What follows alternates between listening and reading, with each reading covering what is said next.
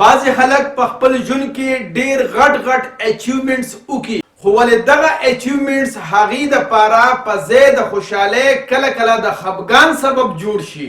او هغې دننه بېچیني غوندې محسوسوي.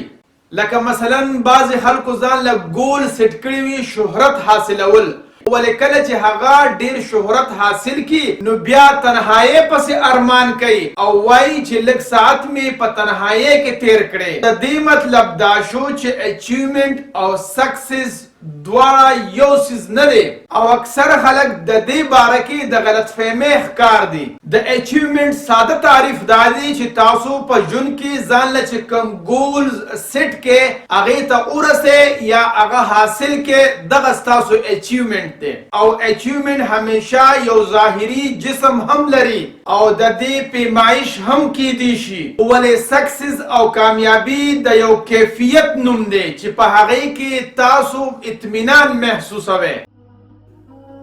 د خدای دپاره پښتنو سانونو پیژنئ، ستاسو دپاره خو به ځان له پیغمبر نه راځي. بسم الله الرحمن الرحیم. اچیومنٹ او سکسس کې څه فرق دی؟ بعضې خلک په خپل ژوند کې ډېر غټ اچیومنټس وکړي، خو ولې دغه اچیومنټس هغې دپاره په ځای د خوشحالۍ کله کله د خفګان سبب جوړ شي او هغې دننه بېچیني غوندې محسوسوي. لکه مثلا بعضې خلکو ځان له ګول سیټ کړي وي شهرت حاصلول، ولې کله چې هغه ډیر شهرت حاصل کی نو بیا تنهایی پسې ارمان کوي او وایي چې لږ ساعت مې په تنهایی کې تیر کړي. د دې مطلب دا شو چې اچیومنټ او سکسس دواړه یو څیز نه دی او اکثر خلک د دې باره کې د غلط فهمۍ ښکار دي. د اچیومنټ ساده تعریف دا دی چې تاسو په ژوند کې ځان له چې کوم ګولز سیټ کې هغې ته ورسئ یا هغه حاصل کې، دغه ستاسو اچیومنټ دی. او اچیومنټ همیشه یو ظاهري جسم هم لري او د دې پیمایش هم کیدی شي، ولې سکسس او کامیابی د یو کیفیت نوم دی چې په هغې کې تاسو اطمینان محسوسوي. مثلا مونږه په عامو الفاظو کې دا خبرې اترې ډېرې کوو چې دا پلانې کس کامیابي محسوسوي، مطلب دا دی چې هغه کامیاب دی. نو دا د هغه کس د کیفیت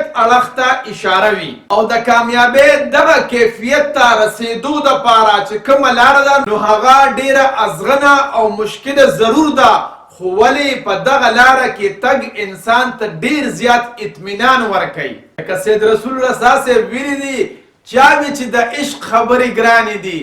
ګرانې خو مینو ته اسانې دي، او څو شو په عمر کو سپینګیرې شوم لا خو حوصلې د رسا ځوانې دي. او کامیابي انسان ته هله ملاویږي کله چې دې څه کوي په هغې باندې سل په سله پویه وي چې دا زه ولې کوم. قصه مختصر دا شوه چې اچیومنټ د ظاهري څیزونو نوم دی،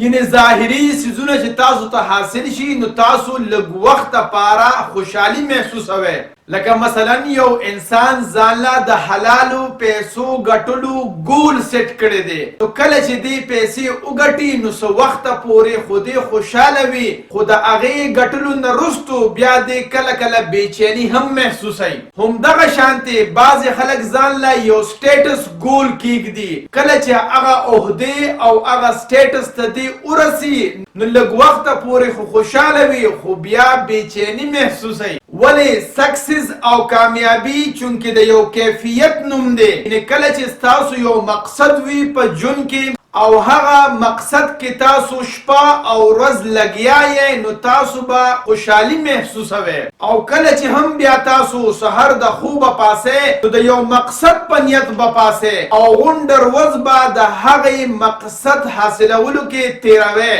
او کله چې ماسخوتن شي نو تاسو به دا محسوسوئ چې نن ورځ ما قیمتي کړله او د یو مقصد لاندې مې تیره کړله. او دې چې بیا کله خپل منزل او مقصد اړخ ته روان وي نو ستړي کیږي به نه بلکې لا به تازه دم وي. ځکه خو ډاکټر اعظم صاحب ویلي دي ای وخت ستا د تګلارې زمونږ دي ستا نه دي، منزل کو زمونږ نشي مزلونه خو به وي. وګورئ دا یوه خبره د غور قابله ده،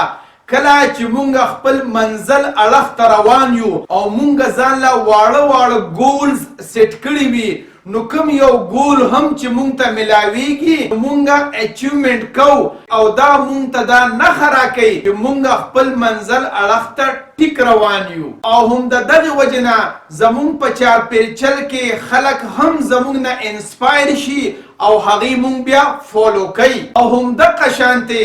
منزل ته انسان یوازې روان شي خو کله کله په نیمه لار کې هغه سره ډیر خلک راجمع شي او پوره یو کاروان جوړ شي ځکه خو زما استاد عباسین یوسفزی صاحب ویلي دي مردار خوري کارغان ملګري ډیر دي په حلال پسې به باز غوندې تنها ځې د سپومۍ په شپه اسمان ته لمغړی کړو عباسین له به د ستورو په رڼا ځې نو مونږ ته اچیومنټ او سکسیس دواړه پکار دي خو ګورې دا یو خبره یاد ساتئ چې کله ویژن او مقصد نه وي نو اچیومنټس به وي خو سکسیس به نه وي او کله چې مقصد وي نو اچیومنټس به کله لږ او کله ډیر وي خو سکسیس به ضرور وي او د یو هوښیار سړي خبره ده چې په پیسو باندې تاسو خوشحالي نشئ اغستی خو ولې کشتۍ په کری اغستی شئ چې خپل منزل اړخ ته پې سفر وکړئ نو ځکه هو عبدالرحمن بابا ویلی دي د دلبرو صدقې لره یې غواړم هسې نه چې په دنیا پسې زهیر یم نو کله چې د یو انسان ویژن کلیر وي نو هغه خپل منزل ته رسېدو دپاره کو کشتۍ میلاو شوه نو ډېره ښه خبره ده کو میلاو نشوه نو لامبو دې زده کړي او ځان دې خپل منزل ته ور ورسوي مطلب د خبرې دا شو چې پیسه ستاسو منزل ته رسیدو کې معاون او مددگار ضرور دی ولې دا ضروري نه ده چې د پیسې نه بغیر تاسو خپل منزل ته نشئ رسیدی ځکه هو عبدالرحمن بابا ویلي دي په یو قدم تر عرشه پورې رسي ما لیدلې د رفتار د درویشانو نو اچیومنټ او سکسیس دا دوه مختلف کنسپټس او تصورات دي کله کله دا دواړه یو ځای وي او کله کله جدا ځکه بعضې خلکو ته مایوسي وشي چې مونږ خو څه اچیو نه کړل او همدغه شانتې بعضې خلک چې څه اچیو کړي نو هغې پریشانه وي مطلب د خبرې دا دی که تاسو څه اچیو نه کړل یا که تاسو څه ډېر اچیومنټ وکړو خو که ویژن وي نو په دواړو حالتو کې به تاسو مطمئن یې او که ویژن نه وي نو که څه د اچیو نه کړل یا د ډېر څه اچیو کړل نو د بې اطمینانۍ ښکار به او همدغه وجه ده چې بعضې خلک د منزل ته رسېدو نه مخکې په لار کې چې واړه واړه اچیومنټس وکړي لکه د عهدې په شکل یا د لږو پیسو ګټلو په شکل هغوی نه خپل منزل هیر شي او همدغه خپله کامیابي وګڼي چې پکې بیا وروستو پریشانه وي او بیا هغوی سره غټې غټې عهدې یا ډېرې پیسې وي د بېچینۍ او بې اطمینانۍ نه ورله خوب هم نه ورځي بلکې بعضې خلک خو د خوب دپاره ګولۍ اچوي که خو تراب صاحب ویلي دي د خوب ګولۍ خوري په سوګند وایه خوب څنګه درځي د غلامۍ په سپین مړوند وایه خوب څنګه درځي که بعضې خلک د خپل بزنس ډیولپ کولو یا د کیریئر جوړولو په پروسس باندې بالکل پوهه وي لکه مثلا یو الګ ډاکټر جوړېدل غواړي نو هغه ته خو دا خبره پته ده چې زه به میټرک کې ساینس ویم بیا به پری میډیکل ویم بیا به انټري ټیسټ ورکوم میډیکل کالج ته به ځم او بیا به زه ډاکټر جوړ شم دغه شانتې دکاندار او بزنسمین ته هم دا پته ده چې دکان به څنګه جوړی سودا به څنګه راوړی هغه به څنګه خرڅی او پیسې به څنګه ملاویږي نو دا ټول په اچیومنټس کې راځي خو ولې یو کامیاب انسان څنګه جوړیږي دا یو جدا تصور دی نو یو کامیاب انسان به هله جوړیږي چې هغه د خپل ژوند یو مقصد جوړ کړی وي او هغه مقصد کې د هغه